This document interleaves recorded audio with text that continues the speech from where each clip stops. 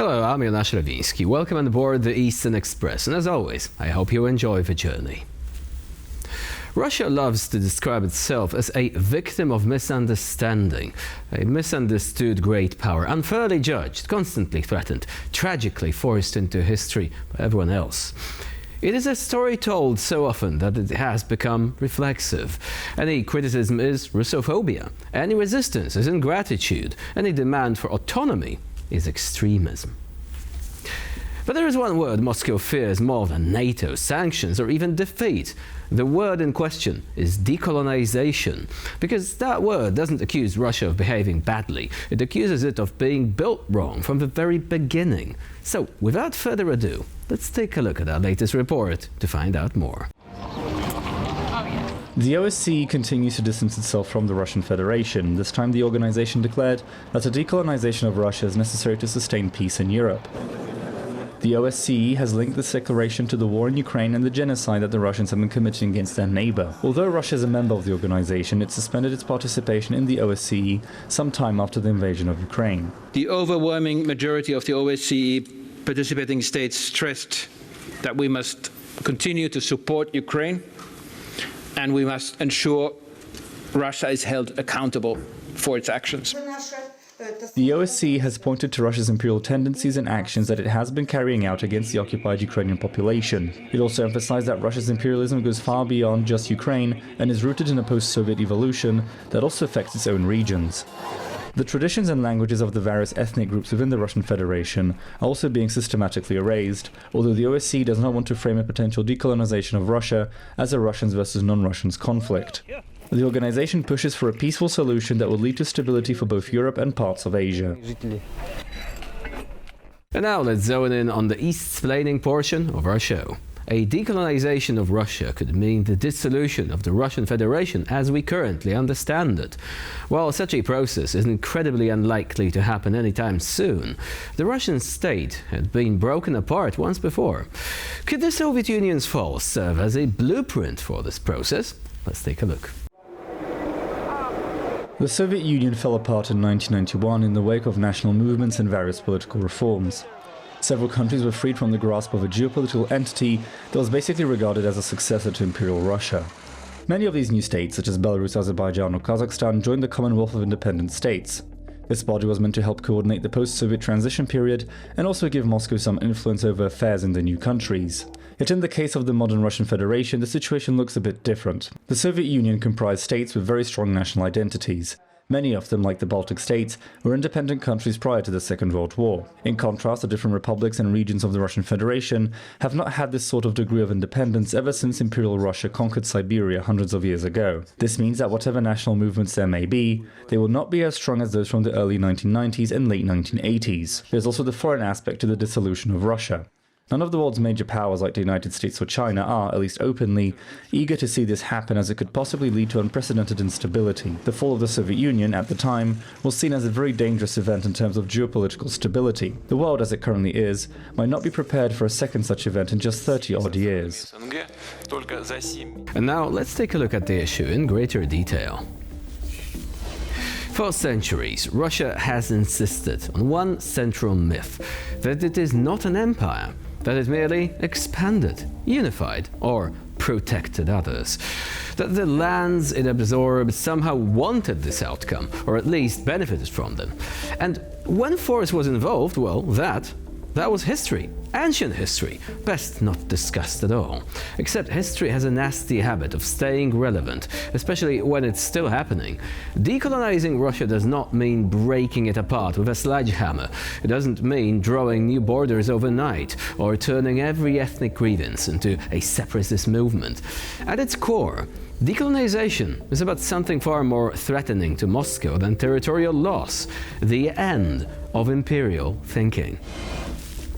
Because modern Russia is not just a state, it is a hierarchy, a center that extracts, commands and defines reality, and a periphery that provides bodies, resources and silence.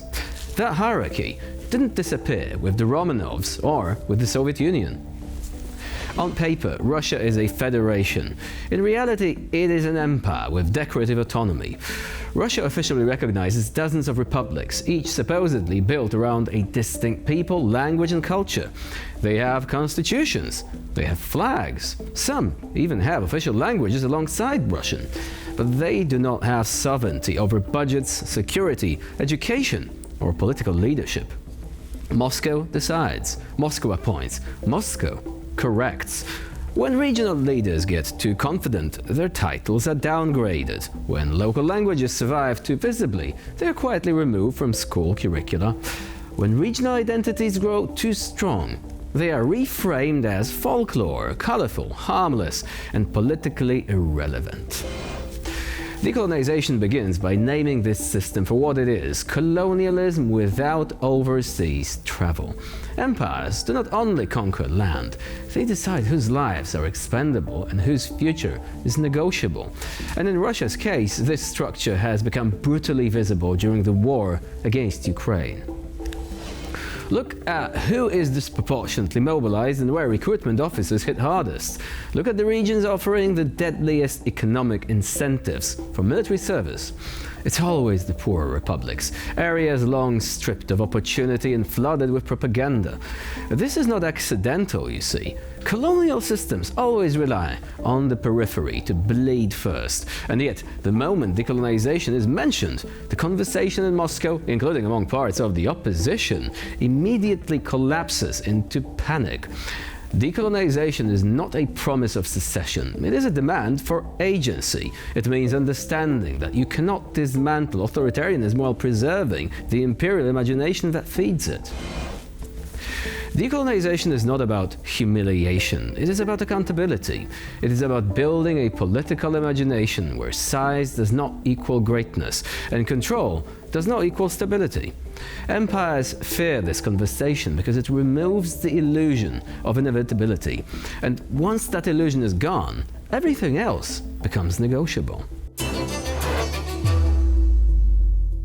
And now here to shed more light on the issue is Iwona Kaliszewska, Institute of Ethnology and Cultural Anthropology at the University of Warsaw. Hello and welcome to TVP World. Hello. So the decolonization of Russia, the potential decolonization, is a fascinating topic, but also one that seems to be a bit inconvenient for the political elites in the West for some reason. Can you explain why that is? Well, it certainly is. And I think one of the reasons behind it is that the West, as much as they may support Ukraine, they really do not want Russia to fall apart. The same way they really didn't want the Soviet Union to fall apart, fearing wars, fearing kind of separatism, or for now, they would fear the so-called Islamic radicalism, as much as it may sound ridiculous, like in case of Russia. Too big to fail in banking terms, perhaps? Perhaps, yeah. So that's too big to kind of new situations, something to the geopolitical situation to change, to kind of find new ways to cooperate with too many subjects. So this is certainly inconvenient. I think it's only Eastern and Central Europe that kind of talks about it. If you talk about it with Russian scholars or Western scholars, that are kind of, well, that's not really topic gender. Don't they understand that they were also the beneficiaries, just like Eastern Europe was, of the collapse of the Soviet Union? And also, it's been done before. The Soviet Union did fall apart, and we didn't end up with any sort of major geopolitical catastrophe, apart from perhaps the actions of the authorities in Moscow later on, but that is a different subject, right?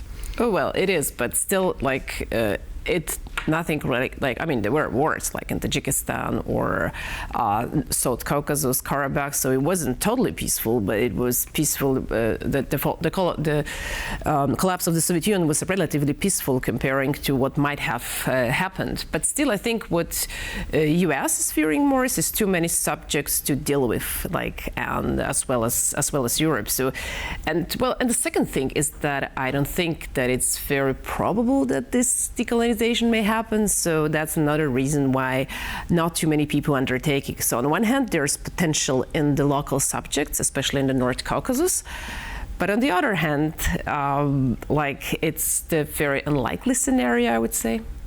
So what is more likely in this case? Because some analysts are saying, look, the current system controlled from Moscow, it is not sustainable, and some sort of collapse of the Russian Federation may happen, perhaps in the next decade, perhaps later. So would you say that we're going to have like a half-hearted transformation? You know, someone stepping in, replacing Vladimir Putin, saying things will be different from now. And later on, a couple of years will pass and they will not be different at all. Well, it could happen with an economic collapse. Because, like, for now, we are talking about decolonization, but what is actually happening in North Caucasus is a sort of colonization. Like, they enjoyed more freedom in the early 2000s or even in the 2010s than they enjoy now. Now there's like a settler colonialism. They put more and more Russian administration in the ethnic regions of the North Caucasus. So what they do is they colonize it anew rather than let it decolonize. So the fear of secession. It comes with money. Like, as much as we may think that like Russia is collapsing or there is an economic downfall, I mean, the North Caucasus is doing better now than it used to do before. So they have no motivation to decolonize at this very moment. In case of the economic collapse, because it's the money that is keeping it inside of Russia, it has always been money. If there is no money, and if, like, with huge economic collapse, that's the only way any decolonization processes could occur. They would not occur with ideas, with like some people standing up and saying like we want our separate republics. It will only happen if the money is not there. Is it being felt among ordinary people? Because the mechanism you're describing, it was actually mentioned in a few articles as well concerning just, you know, how Moscow was able to prevent the whole system from grinding to a halt. Is that the local governors, they have no incentive for mutiny. They get the money, and the money is also flowing to families of soldiers, especially if they don't come back from the war. But beyond that, would you say that there are still, you know, economic incentives strong enough to prevent the general population from saying, perhaps we don't want to give our money to Moscow anymore? Well, but they do understand, and in places like, for example, Dagestan, the republic is like so multi-ethnic that they understand that it wouldn't be that easy to run it, and they also fear that certain radical groups would grasp the power. Chechnya is a post-war society, so these kind of societies are not very ready to start another war. So there is a potential in the society, but if there is money, I think there's potential. It's very unlikely to be activated. Or if there's like a democratic leader of Russia, but I don't think we are going to experience that in our lifetime. Well, that's a sobering assessment there. But coming back to, you know, to the general incentives, so would you say that also this is the result of, you know, the Russian society being kept without any sort of involvement in their ongoing affairs, like, you know, no democracy, civil society in decline, activists being imprisoned, labeled as foreign agents or as radicals? Doesn't this create the sort of disconnect between people living, you know, in faraway regions, like, you know, the Russian Far East, for example, sparsely populated? There's simply no momentum for any sort of anti-government action there. Well, the only places when there could be a momentum is actually, well, for example, like republics like Dagestan, Ingushetia maybe, but Ingushetia is very tiny. Maybe to some extent Chechnya. With Siberia, well, you could tell when they were anti-mobilization protests. They happened. They happened in, I think it was Altai or Tuva, and they also happened. The biggest happened in Dagestan. So you could see the potential, because the society, you cannot talk about Russian society as a whole. Like the society in like the ethnic Russian regions is very atomized, so it's very easy to control them. Whereas societies in the North Caucasus are clan-based. So even now they enjoy bigger freedom. They still have some freedom of speech and some even ways to express their sentiments, because the authorities fear that if they put too many people in prison, the other people are going to rebel. So the clan society actually helps the democracy as much as helps the freedom of speech, I would say, as much as ridiculous it may sound for us. So. Yeah, so in this way, like the society and the Russian Federation as a whole will unlikely do anything, because it's disconnected from one another, it's fearful, and it's like threatened by the government. But societies in places like the North Caucasus, they are more tricky to control, because they have the clan system that helps them to, if one person gets arrested, there's like a whole clan or a whole families coming over to the police station and saying like, look, no, we are going to shoot around here if you don't let him go. So they stick together. Now, another thing is that, some people do actually have this misconception that we have the ethnic Russians versus the non-ethnic Russians. But apparently, when you look at, the most recent census, the vast majority of people say, we're Russian. So there is no, dominant ethnic identity. Is that simply because, the government was trying to eradicate that, and some ethnic groups had been victims of persecution even back in the 1930s, in the Stalinist era, and during the years that followed? Or are there any other reasons why they are unwilling to put their ethnic or cultural background in the first place, and instead they say, well, we're a part of something bigger? Well, do you use this there's Russians, ethnic Russians, and you would say also Russians, the political denomination. There are two denominations for that in the Russian language, like Россияне and Русские. So a lot of people would identify with it, and there's a lot of propaganda to identify it as this political Russians, or as the civils, as the citizens of the Russian Federation. There is a lot of work done behind the scenes to eradicate the ethnic identities. So they would play the songs "I'm Russian" in the kindergartens of in Siberia or Dagestan or Chechnya, and of course people would rebel against that, but still they cannot really control everything. Or make local language tuition voluntary. Right. Exactly. So that makes it very low level. Nobody wants to have an extra subject at school, so children do not learn it anymore. So they're trying to colonize these ethnic groups more than in Soviet Union, because in Soviet Union they sort of created them. As much as it sounds very weird, but Soviet Union has reified the ethnic belonging of certain groups. They may have done it on the folklore level. They would have ethnic traditions or some sort of stuff that ethnic dances, but at the same time, people through that practices were attached to their ethnic groups. And when the Soviet Union collapsed, Russia were trying, well, first it was doing nothing because it was a political mess, but then it was trying to eradicate this ethnic belonging and make Russian belonging more prestigious. So again, this kind of processes have more to do with colonization than with any background that could work for the decolonization of the region. So ideology was essentially replaced by nationalism, and for that reason, this identity is no longer convenient for the ruling class at the Kremlin. Iwona Kaliszewska was our guest today here on TVP World. Thank you very much for joining us and for sharing your insight. Thank you. And now, moving on to Eastern News Flash, a curated selection of all the other stories from the East that you really don't want to miss. Russia has reportedly not given up on its strategy to cut Ukraine off from the sea. Sea access is vital to Ukraine, as it facilitates around 90% of its trade. With one hand, Russia is negotiating a peace that suits it with the United States, and with the other it is preparing to carry out deeper incursions into Ukraine.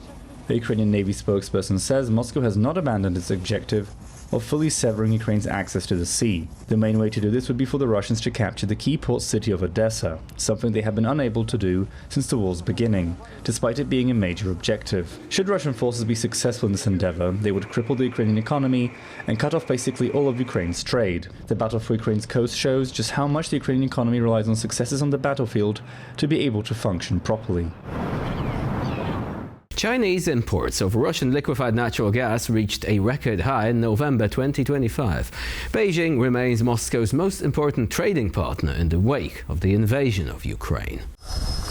China's imports of Russian LNG hit record levels in November, reaching around 1.6 million metric tons, and more than doubling year on year. This has made Russia the second largest supplier of LNG to China, placing Moscow behind only Qatar and ahead of Australia. This surge took place in spite of US efforts to restrict Russian energy revenues and put a chokehold on the Russian economy. This rise was fueled by China's massive demands for energy and a preference for purchasing very cheap fuel in large quantities. This staggering level of energy import also means that Russia has become heavily reliant on China for its energy export, giving Beijing even more leverage in its relations with the Russian Federation. Azerbaijani President Ilham Aliyev has not attended the Commonwealth of Independent States Summit in Russia. Aliyev claimed his schedule was too busy to allow him to take part in the meeting. The once close alliance between Azerbaijan and Russia seems to be breaking further apart with each passing month. The Kremlin expected Ilham Aliyev to attend this informal summit of the CIS, but it seems that the Azerbaijani president had other plans. His absence emphasizes the strained relations between the two countries, despite Russian efforts to normalize ties. The current tensions concern political disputes focused on alleged drone strikes that were linked to Azerbaijani companies.